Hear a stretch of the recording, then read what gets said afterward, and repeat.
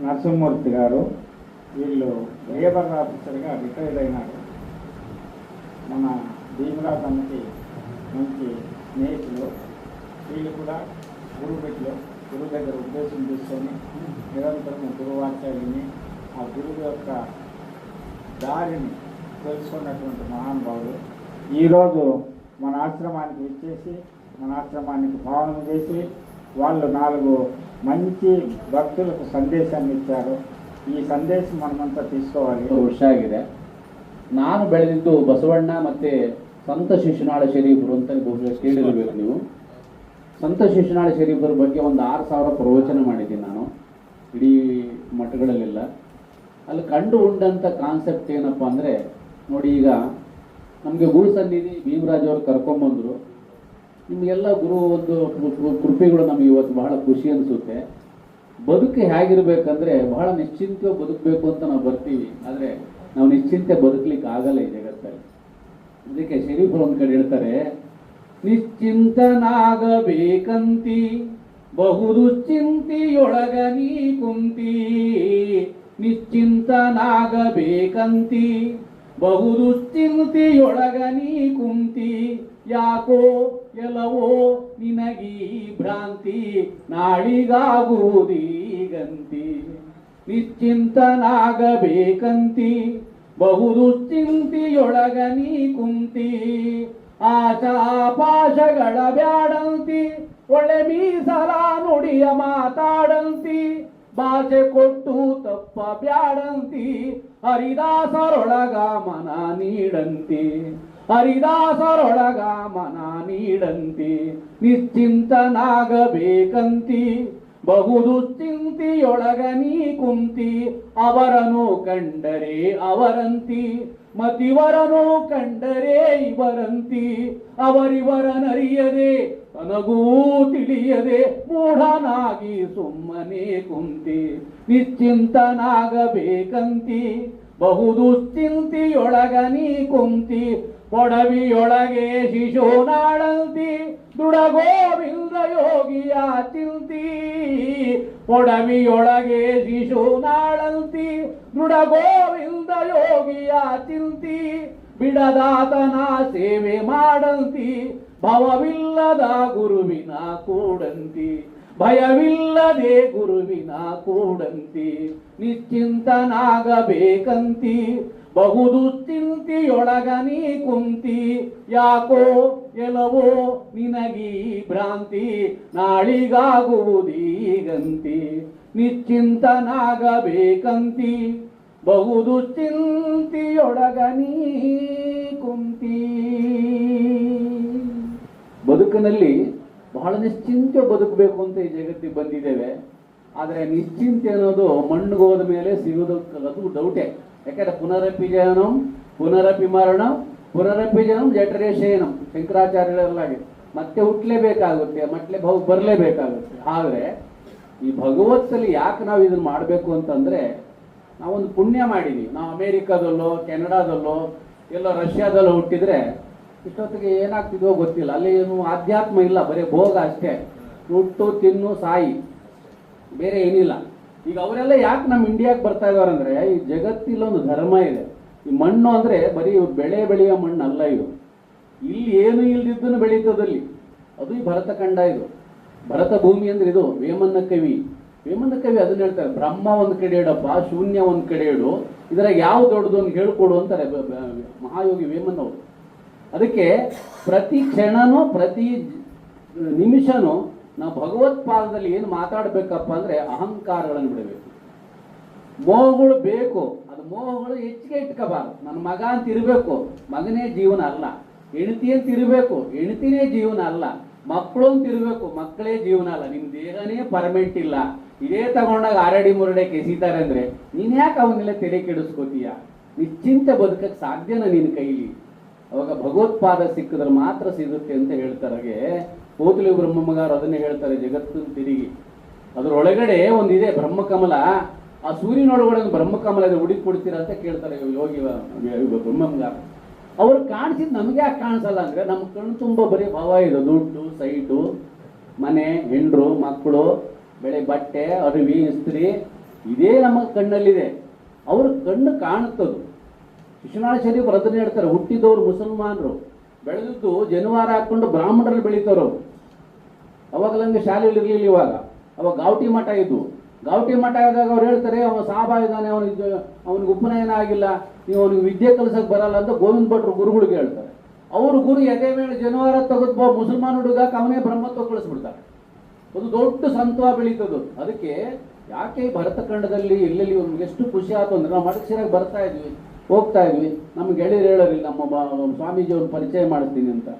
ಖುಷಿಯಾಗಿದ್ದು ಅಂದ್ರೆ ಯಾರೋ ಒಂದು ಹೇಳಿದ್ರಿಲ್ಲ, ಹಾರ್ಮೋನಿ ಬಾರಿಸೋದ್ದರು ಯಾಕೆ ಎಂದಕ್ಕೂ ಪುಟ್ಟಿತಿವರ ಪುಟ್ಟಿಸಿದವರು ಅನ್ನೋ ಒಂದು ಹಾಡಾಡೋರು ಅವರು. ಅದನ್ನು ನೆನೆಸ್ಕೊಂಡ್ಬಿಟ್ರೆ ಮೈ ಜುಮ್ ಅನ್ನುತ್ತೆ. ಭಗವಂತ ನಾವು ಕೇಳಿದ್ವಿ ಒಡ್ಸು ಅಂತ. ಅವ್ರು ಯಾರು ಇಲ್ಲಿ ಹಾರ್ಮೋನಿಯಂ ಹೊಡಿತಿದ್ರಲ್ಲ ಸ್ವಾಮಿಗಳು, ಅವ್ರು ಮಾತಾಡೋ ಫಸ್ಟ್ ಬಂದು ಹೇಳಿದ್ರು ಅವರು ಹೆಸರು, ಯವರನಡಿಗೆ ಜನ್ಮವಿತ್ತಿದ್ದೀವಿ. ಮಗು ಯಾರು ಕೇಳ್ಕೊಟ್ಟಪ್ಪ, ಯಾಕಪ್ಪ ಬೇಕು ಈ ಸವಸ್ಸುಗಳು, ನೀವು ಯಾವನ್ ಕೊಡು ಅಂದ, ಇಲ್ಲಿ ಯಾಕೆ ಬಾ ಬಂದು ಅಲ್ವಾ? ಸತ್ಯವಾದ ಮಾತದು. ಹಾಗಾಗಿ ನಾನು ಫಸ್ಟ್ ಕೂತಿದ್ದ ಮೈಯೆಲ್ಲ ರೋಮಾಂಚನ ಆಗ್ಬಿಡ್ತದೆ. ಹೌದಲ್ವಾ?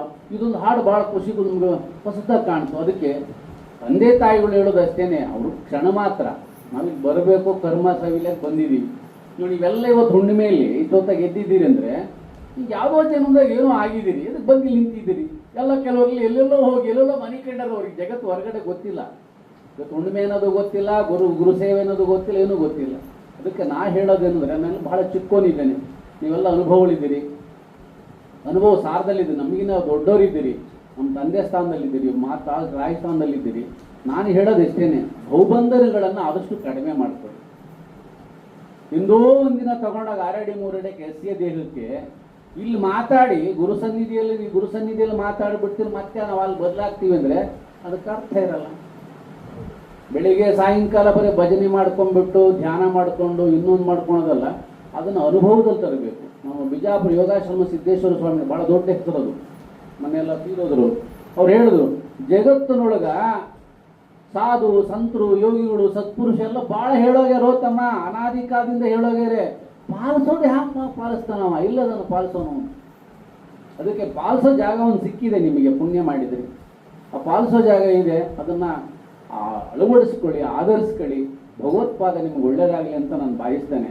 ಹಾಗೆ ಬಹಳ ಬಹಳ ಬರ್ತಕ್ಕಂಥ ವಿಚಾರಗಳು ಎಂದು ಹೇಳ್ತಾರೆ. ಅದಕ್ಕೆ ಎಂದಕ್ಕೂ ಪುಟ್ಟಿತೀವಿ ಅನ್ನೊಂದು ಹಾಡು ನಾವು, ಯಾಕೆ ಭವಸಾಗರಕ್ಕೆ ಬಂದೆಣ್ಣ ಬಂದಾವ ಬಂದಿ ಯೋಗಿಯಿಂದ ಈಸಿ ಸಾಗಣ್ಣ, ಈಸಿ ಆಚೆ ಹೋಗಣ್ಣ.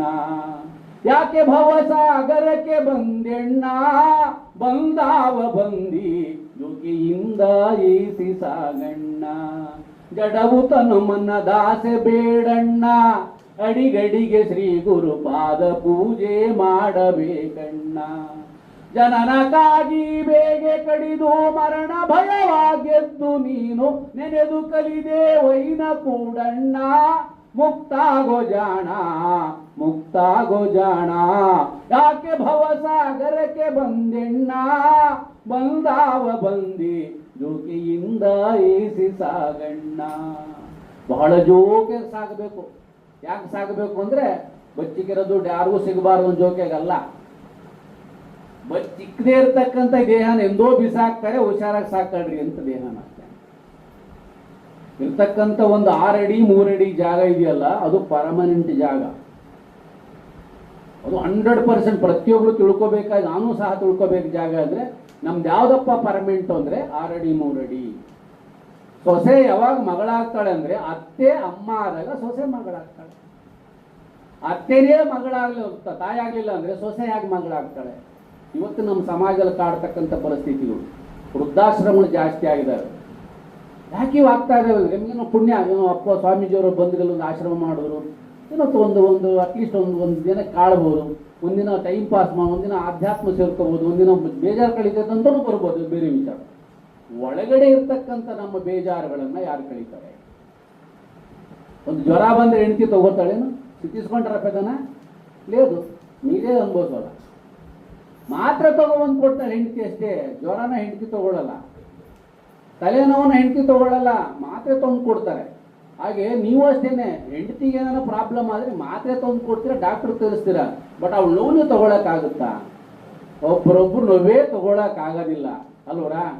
ಅದಕ್ಕೆ ಪುರಂದಾಸರು ಹೇಳಿದ್ರು, ಉಬ್ಬದಿರು ಎಲೆ ಮಾನವ ಹೆಬ್ಬುಲಿಯಂತೆ ಮಬಬ್ಬಿರುದು ಕಾದಿರುವ ಸಾಗರದ ಕರೆಯಂತೆ ಸಾವು ಹುಟ್ಟಿರಲಾಗಿ ಭೋಗಭಾಗ್ಯದಲ್ಲಿ ಬಳಲೇಕು ನಾಗನೆಡೆ ಸರ್ಪ ನಡುಗಕ್ಕಪ್ಪೇ ರೀತಿ ಕೂಗಿ ಚೀರಿದರೆ ನಿನ್ನಾರು ಕೇಳುವರು.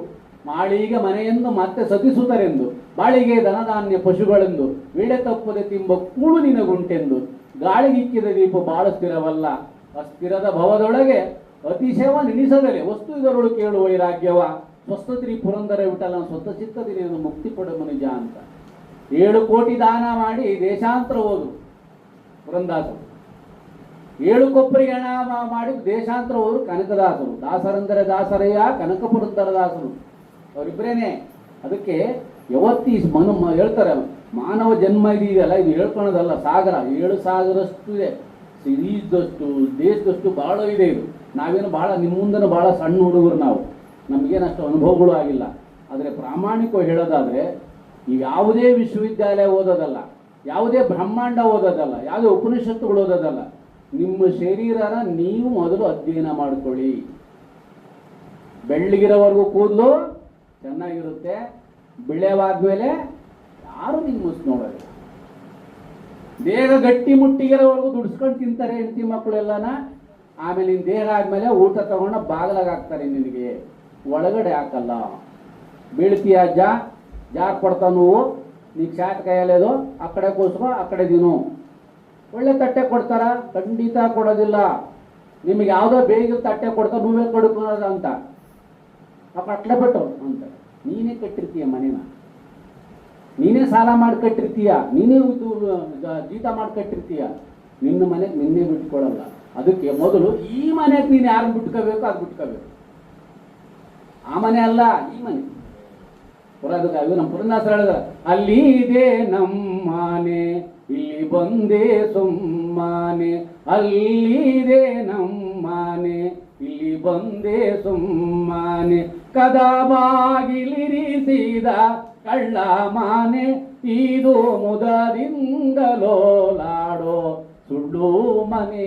ಎಷ್ಟು ಸುಳ್ಳು ಹೇಳಿದ್ದು, ಕಡಿಮೆ ಸುಳ್ಳು ಹೇಳ್ತಾ ಇದು.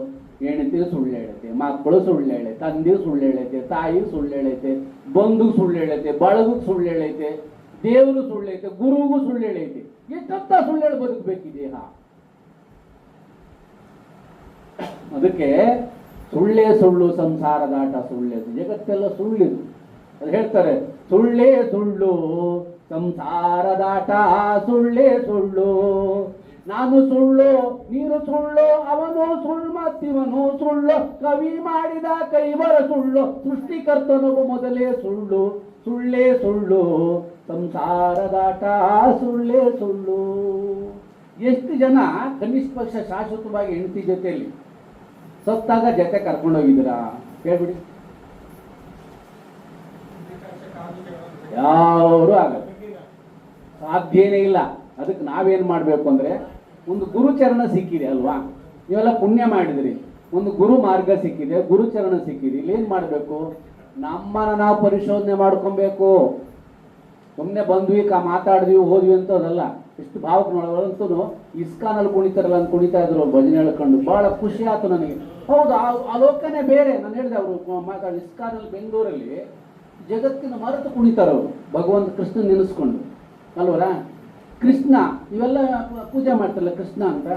ಕೃಷ್ಣ ಎಂದಾದರೂ ಯಾವ್ದಾರು ಇದು ಎಂಥದ್ದು ರಾಜ್ಯದ ಇದರಲ್ಲಿ ಸಿಂಹಾಸನ ಕುಂತಿದ್ನ ಕೃಷ್ಣ ಎಂದಾದ್ರು ನೋಡಿದ್ರೆ? ಓದಿದ್ರೆ? ದಶಾವತಾರ ಓದಿದ್ದೀರಾ? ಮಹಾಭಾರತ ಓದಿದ್ದೀರಾ? ಎಲ್ಲನ್ನ ರಾಜ್ಯಗಳೆಲ್ಲ ಗೆದ್ಕ ಬಂದ ಕೃಷ್ಣ ಎಲ್ಲನ್ನ ಒಂದು ಸಿಂಹಾಸನ ಕುಂತನ? ಪ್ರಶ್ನೆ ಹಾಕೊಳ್ಳಿ ನೀವು ದಯವಿಟ್ಟು. ದಶಾವತಾರ 10 ಅವತಾರ ಕೃಷ್ಣನ್ ಓದಬೇಕು ಮೊದಲು ನೀವು. ದಶಾವತಾರ ಮುಂದೆ ವಿಷ್ಣು ಅವತಾರ, ವಿಷ್ಣು ಪುರಾಣಗಳು ಅಷ್ಟು ದಶಾವತಾರ ಮನೆ. ಅಲ್ಲಿ 10 ಅವತಾರ ತಾಳ್ತಾನೆ. ಎಂದಾದ್ರೂ ಒಂದು ಸಿಂಹಾಸನದ ಮೇಲೆ ಅವನು ಕುಂತು ರಾಜ್ಯಭಾರ ಮಾಡಿದಾನ? ಕೃಷ್ಣ ಹುಟ್ಟಿದ ಜಾಗ ಯಾವುದು? ಜೈಲು. ಶ್ರೀಕೃಷ್ಣ ಜನಿಸಿದ ಧರೆಯಲ್ಲಿ, ದೇವಕಿ ಇರುವಾಗ ಸೆರೆಯಲ್ಲಿ, ಕಂದಯು ಕಣ್ಣೀರ ಕಡಲಲ್ಲಿ ಮಾವನು ಕಾವಲು ಬಾಗಿಲಲಿ, ಶ್ರೀಕೃಷ್ಣ ಜನಿಸಿದ ಧರೆಯಲ್ಲಿ, ದೇವಕಿ ಇರುವಾಗ ಸೆರೆಯಲ್ಲಿ, ತಂದೆಯು ಕಣ್ಣೀರ ಕಡಲಲ್ಲಿ, ಮಾವನು ಕಾವಲು ಬಾಗಿಲಲಿ. ಮಗು ಹುಟ್ಟು ಕಥಸಾನ ಅಂತ ಅವ್ರ ಮಾವ ಕಾದವನೆ ಕಂಸ. ಅವ್ರ ಅಮ್ಮ ಅಳುತ್ತಾಳೆ, ಇವ್ರ ಅಪ್ಪ ಅಳುತ್ತೆ ಮಾಡಿ ಮತ್ತೆ ಇಲ್ಲಿ ಬದುಕರು. ಹುಟ್ಟಿದ್ದು ಸೆರೆಮನೆಗೆ ಹೋಗ್ಲಿ, ತಾಯಾಲಾದ್ರೂ ಕುಡಿದ್ನ.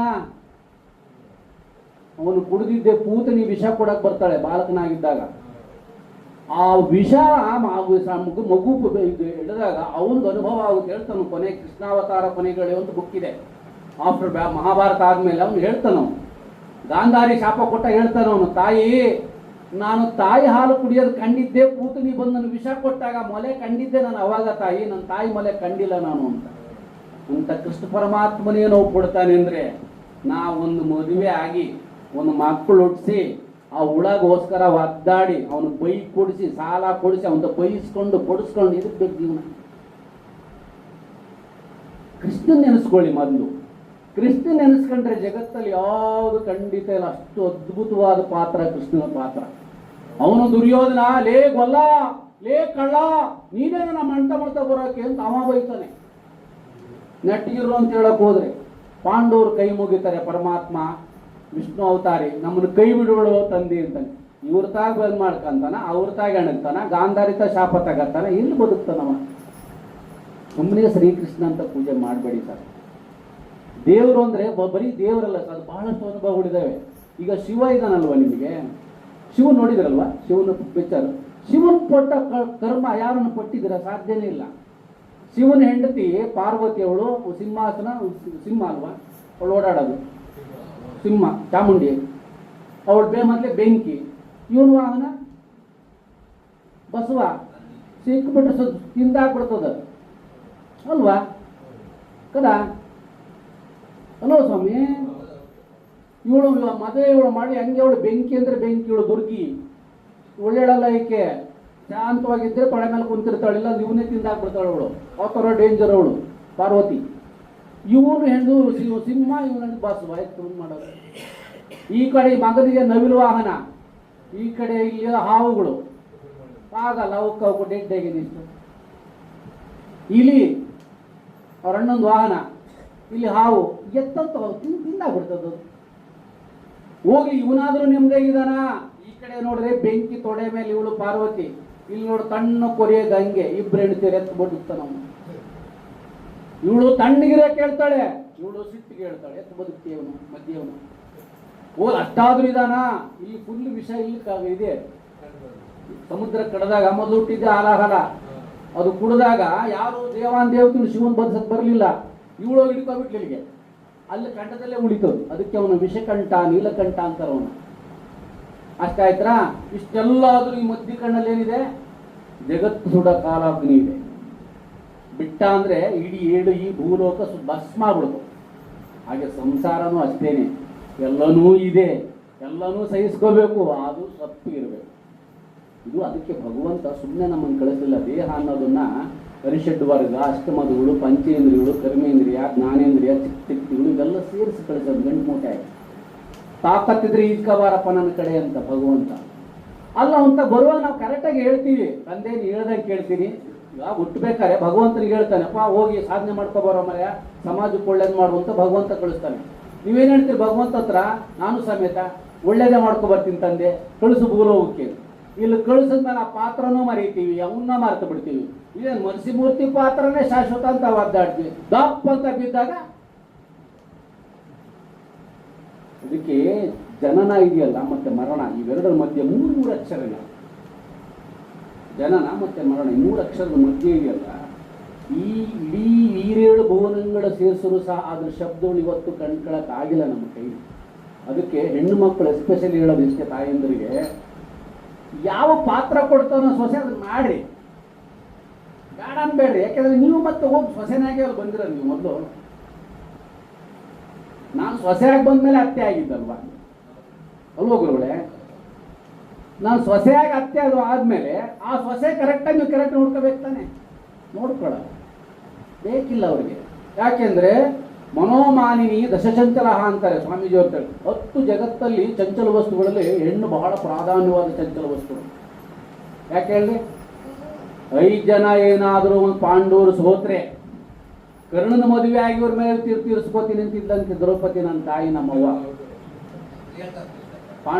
ಇದು ವನವಾಸದಲ್ಲಿ ಬರುತ್ತೆ, ವನಪುರದಲ್ಲಿ ಬರುತ್ತೆ.